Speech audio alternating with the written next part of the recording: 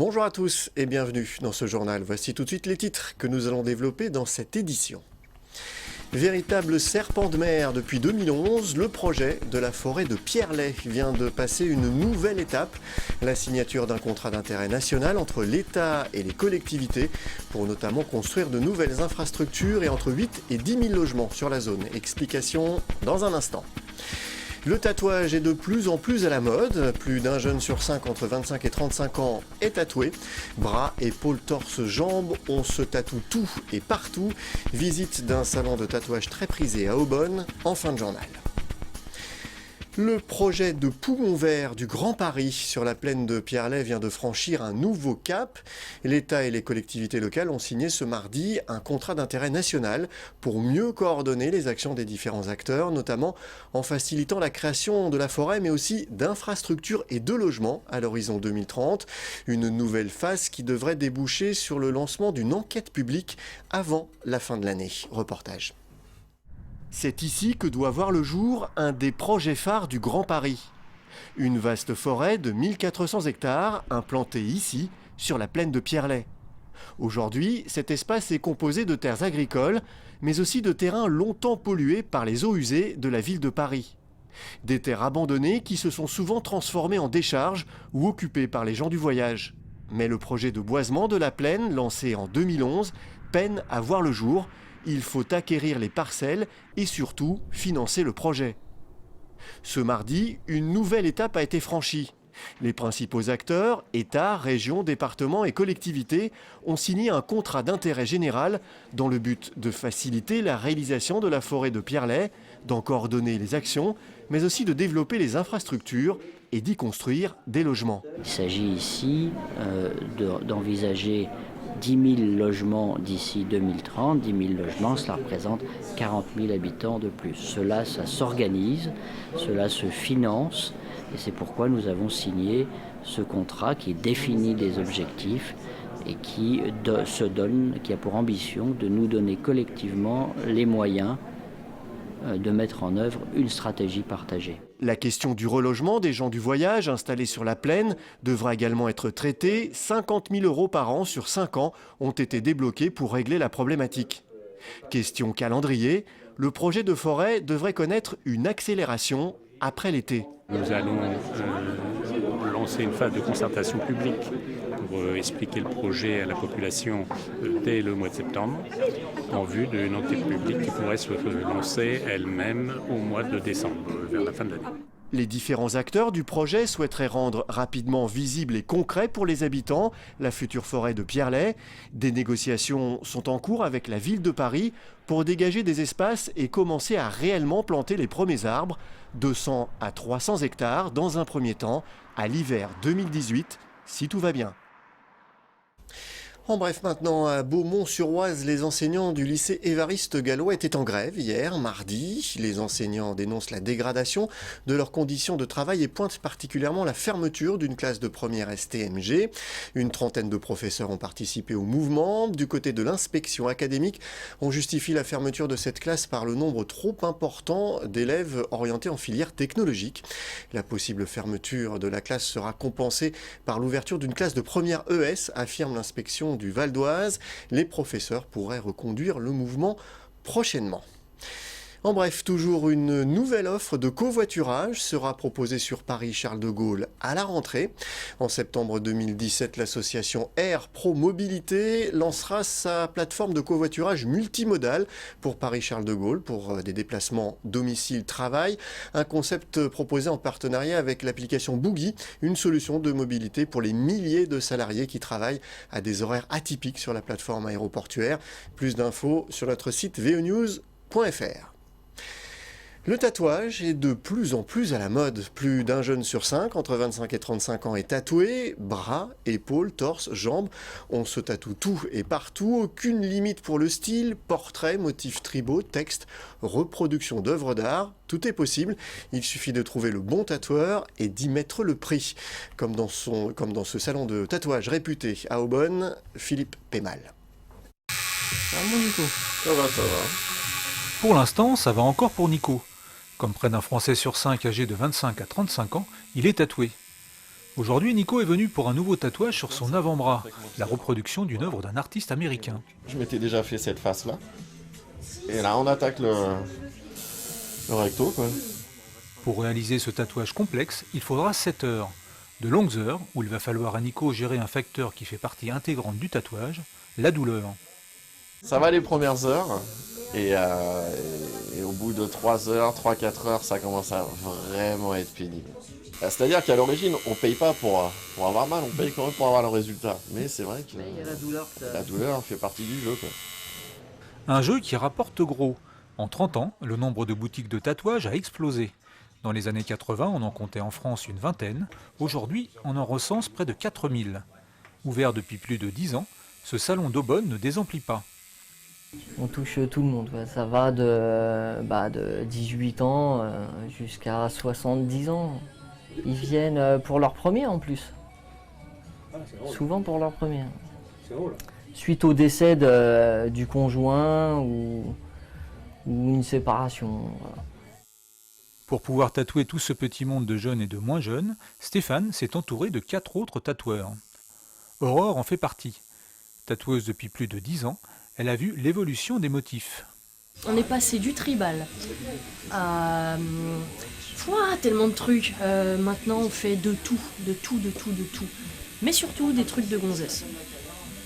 Des signes de l'infini, des fleurs, des fées, quoi d'autre ? Des chiffres romains, des envolées d'oiseaux. Pour ce tatouage bien plus compliqué, Aurore travaille d'après un modèle qu'elle reproduit. Mais en fonction de la demande, elle peut aussi le créer de toutes pièces. Certains salons font payer ses créations, pas chez Trilogie. Elle est comprise dans le prix du tatouage. Un prix qui varie en fonction de sa taille, de sa complexité et de sa couleur. Un tatouage comme celui-ci coûte dans les 650 €. Un investissement financier important qui relève avant tout d'une véritable réflexion. La plupart des tatouages que je fais aujourd'hui ou que je vais faire sont des tatouages que je veux faire déjà depuis plus de 10 ans. Donc automatiquement, j'ai eu le temps de réfléchir au fait que ça allait être sur mon corps pour toujours, quoi. Enfin, après, je sais pas si on a le réel impact de se dire qu'on va vieillir avec, mais ouais, c'est comme ça. Enfin... Les tatoueurs de Trilogie peuvent avoir le sourire. La mode n'est pas encore passée. Autrefois réservé aux rebelles, le tatouage est maintenant rentré dans les mœurs. En France, une personne sur 10 est tatouée. Aux États-Unis, c'est plus d'une personne sur 5. De quoi largement voir l'avenir avec le sourire. Bon allez, pas tout, mais nous, on a 7 heures de torture. Ouais. Voilà, ce journal est terminé. Je vous en rappelle le principal titre. Véritable serpent de mer depuis 2011, le projet de la forêt de Pierrelaye vient de passer une nouvelle étape, la signature d'un contrat d'intérêt national entre l'État et les collectivités pour notamment construire de nouvelles infrastructures et entre 8 et 10 000 logements sur la zone. Une nouvelle phase qui devrait déboucher sur le lancement d'une enquête publique avant la fin de l'année. Merci d'avoir suivi ce journal. N'oubliez pas que l'info continue sur notre site vonews.fr. À demain.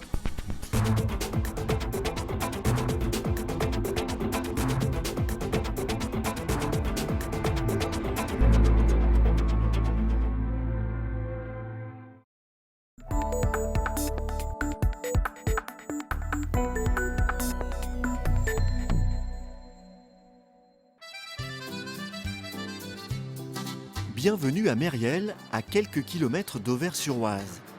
C'est ici, dans cette maison étroite, que vécut un certain Jean Moncorgé, plus connu sous le nom de Jean Gabin. L'artiste va y vivre toute son enfance et une partie de son adolescence. Pour ne pas oublier son illustre résident, la ville lui a consacré un musée.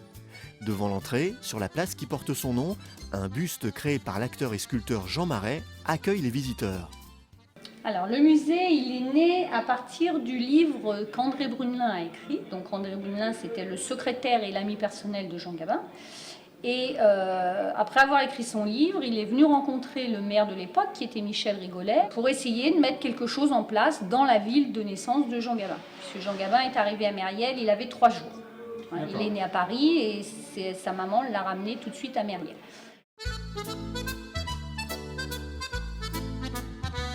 Créé en 1992, le musée retrace les grandes étapes chronologiques de la vie de l'acteur, son enfance à Mériel, ses débuts au music hall, les premiers succès au cinéma et ceux qui feront de lui l'un des acteurs français les plus populaires. On est venu visiter pour voir, parce qu'on l'aime bien déjà. Il est beau gosse. Oui, et puis c'était notre jeunesse. Quoi. Eh oui. On courait tout le temps, quand il y avait un film avec Jean Gabin, on courait tout le temps. Quoi. Après la vie, on connaît moins bien, c'est pour ça qu'on vient un petit peu au musée justement pour découvrir un petit peu sa vie, découvrir un petit peu le personnage en dehors de sa carrière cinématographique. Alors, on y trouve des objets personnels ayant appartenu à Jean Gabin, on y trouve des costumes qu'il a portés dans ses films, on y trouve des affiches de films. En grande majorité, ce sont des dons de la famille, des objets donnés par la famille, des objets, je pense aussi, certains venant d'André Brunelin, et puis des affiches ou des choses qui sont quelquefois vendues aux enchères et que la Société des Amis rachète. Dès qu'on a une occasion de racheter quelque chose, on le fait.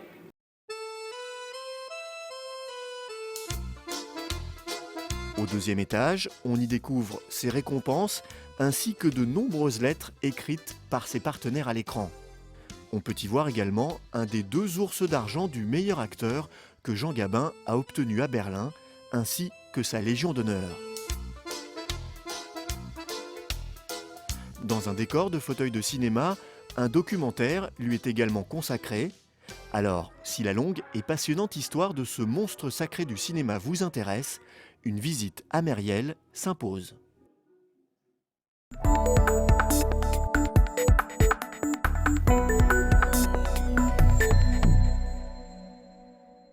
Comme chaque matin, la boîte aux lettres de Sophie est bien remplie. À l'intérieur de toutes ces enveloppes venues des 4 coins de la France, un contenu plutôt particulier, des cheveux. Des blonds, des bruns, des châtains, voire des colorés. Leur point commun, une taille minimale d'au moins 20 cm. Ça c'est ouf, ça c'est très joli. Une fois triés par couleur et nettoyés, Sophie va les vendre à des perruquiers. Plus la mèche est longue et plus elle est rare, donc plus nous arrivons à la vendre cher. Par exemple, une 20 cm, ça va être du 80-100 € le kilo, comparé à du 40 cm, donc beaucoup plus long, où on va être vers du 500-700 € le kilo. Si Sophie vend toutes ses mèches, c'est pour une bonne cause. En mars 2015, elle a créé Solidaire. Avec l'argent généré par la vente des cheveux, cette association subventionne l'achat de perruques pour des malades du cancer qui n'ont pas les moyens de les acheter. Une perruque de bonne qualité coûte cher, dans les 400 € pour des cheveux synthétiques et jusqu'à 1 500 € pour des cheveux naturels.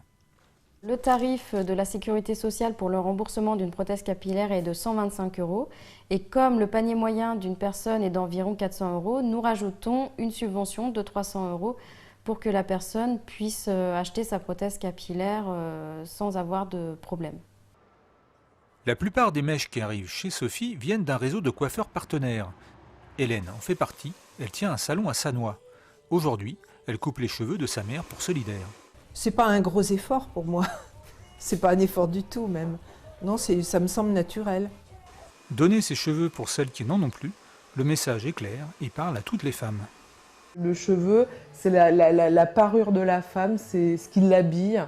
Moi je dis toujours, le cheveu c'est l'habit de la tête. Voilà, son corps on met des vêtements, et autour de la tête on a ses cheveux. Et sans cheveux on n'est rien. Des clientes sous chimiothérapie qui perdaient leurs cheveux, Hélène en a coiffé quelques-unes. Une expérience difficile à vivre pour elle, comme pour ses clientes.